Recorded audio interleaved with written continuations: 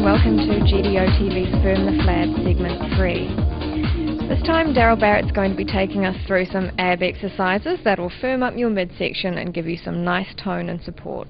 Okay, so Jim's going to show us a reverse crunch.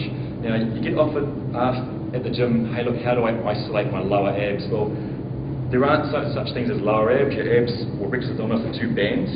You can't truly isolate the upper and lower portion of it, but you can emphasise different portions of them. So if you want to feel it from your belly button down, to emphasise that area, you want to do some move that brings your pelvis towards your ribs. And one of your abs functions is to round your pelvis towards your ribs.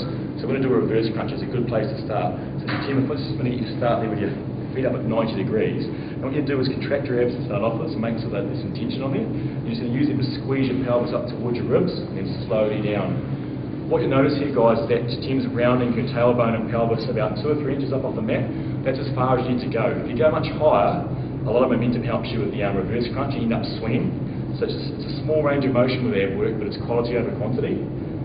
And basically what's happened here is her abs are pulling her pelvis towards her ribs, which rounds her back. That's the function that you want. We're looking for, beginners might struggle to do one, but if you think you've got a fairly strong core, you can start between 12 and 20 of those reverse crunches. As long as the tempo is nice and slow, you should be looking for about a 2 and 2 tempo, which is a 2 count up and a 2 count down. If you want to make it harder, go slower or do more, or have shorter rest between your sets. Okay, so Tim's going to show us a Swiss ball 3-way crunch. It's one I use with clients. This exercise, guys, is a way to get a lot of work done for your abs in a short period of time. Most people would have access to a Swiss ball. What we're going to be doing is a rotational crunch for your obliques, followed by another rotational crunch to the other side, and then a conventional crunch. That's our 3-way crunch. So Tim's going to show us here. Her feet are nice and wide. It's a good stable base. She's about mid-position down the ball. The further you walk back on the ball, the harder it is. The further you go forward, the easier it is. Now what we're aiming to do is Tim's going to try to keep about a fist or a peach-sized space between her chin and her chest. And the first one is she's going to come across her body, crunch across, then slowly back down. Good. Then across the opposite side. That's it. And then a straight crunch. You're looking up nice and high, keeping that space between your chin and your chest. Good.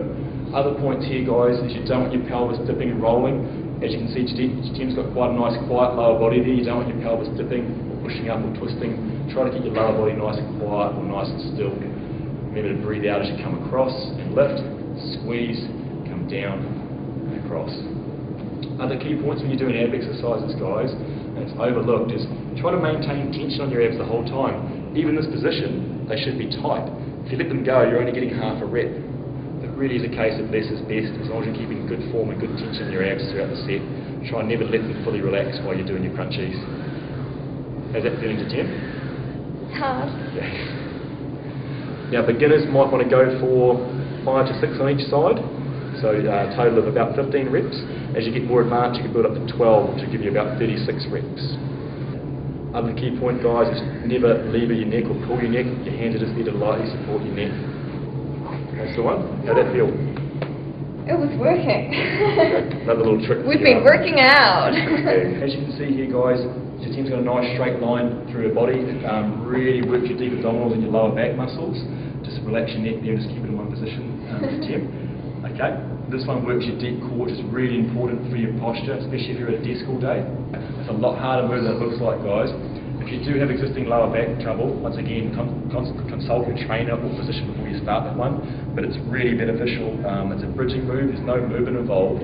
What happens is these deep transit abdominals, the deepest layer of your stomach muscles, they act like a corset and they brace your posture in everyday living. So every time you pick an object up, they engage. Every time you sit in a chair with good posture, they engage. So if you find you experience lower back pain, a good way to improve it is to work your transverse abdominals. Okay, it's a good way to reduce back pain and bring up that core strength. We're going to move on to another move called a side plank, which is working the obliques in the inside of your sides there. Okay, the next one we're going to get to Tim to show us is a side plank. It's similar to your prone holder plank that we did previously. This one works your obliques, which is sort of the muscles that stabilise your core laterally. If you're into sports like running or any sports, hockey, soccer, that involve running, stability, lateral movement, having good strong core, especially in your obliques, is really important. With running, it's going to minimise your sideways movement, which means you run more effectively.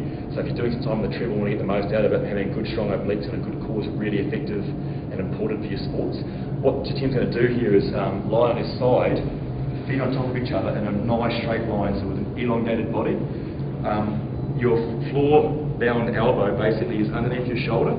We push up into a bridging position. I'm going to push up into a point where my ankle, knee and hip are in a straight line, and then I'm going to put that hand on my hip and hold that position. So I just need to try that, Jim. It really works that bottom oblique. That's good. You've got a nice straight line there. Just quieten your neck down and keep your abs engaged. Time-wise, guys, you may only start at 10 seconds on this one. As you advance, you can add a couple of seconds each workout. Hopefully you get up to stage you can do 30 to 40 seconds, and then you're doing really well.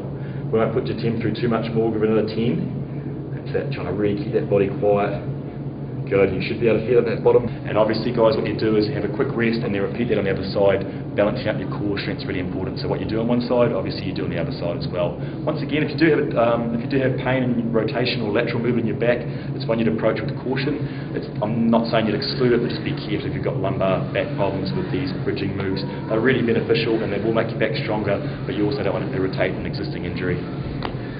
Okay guys, the next one Jim's going to show us, it's the last in a bunch of 5 ab exercises for today. It's once again, it's working your deep core muscles, the muscles in the front there, your transverses that brace your spine, but it's also going to help activate your lower back muscles, your lumbar spine. They work in tandem as a corset that protects your lower back. So once again, they eliminate unwanted movement. So if you find your back has a tendency to arch or flatten, what they do is they help preserve that natural posture, which we call spinal neutral. So we're going to try to work on that today.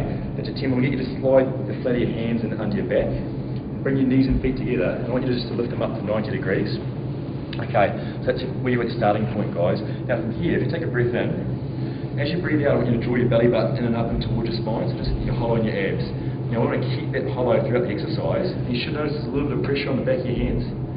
Okay, that's your back just flatten into them. Now your goal is to keep your tummy in, and the pressure on your hands the same through the movement. And what we need you to do is just one leg at a time, is just lower a heel to the ground, yep, and then come back up, keeping the abs hollow. That's it. And that's the sort of tempo you want, guys. You'll always know if people are doing this exercise incorrectly, if they're rushing it. It's very difficult to do it at pace. We're looking for about a 3-second lower and a 3-second lift. And what the aim is to do is those muscles in Je Taime's core, her lower back and stomach, are contracting and bracing so that her back doesn't flatten and arch off her hands. In essence, the pressure on her hands should be very similar, preferably the same pressure through the whole set. So it's one that's all about quality over quantity, and it's done nice, slow and controlled. The most important thing, guys, if you're having trouble with your breathing, always be breathing. It's better than holding your breath. If you want to know a little bit more about that, then just see your trainer at your gym about the correct breathing for most exercises. Good. Okay. That's it, then we can bring them down. Good work. Cool. Thanks so much, Darryl, for your time today. That ab segment closes our Firm the Flab segments. Remember to check out our other Firm the Flab segments where Darryl took us through some great exercises for your bums and thighs and your arms. Keep up your good exercise work at home.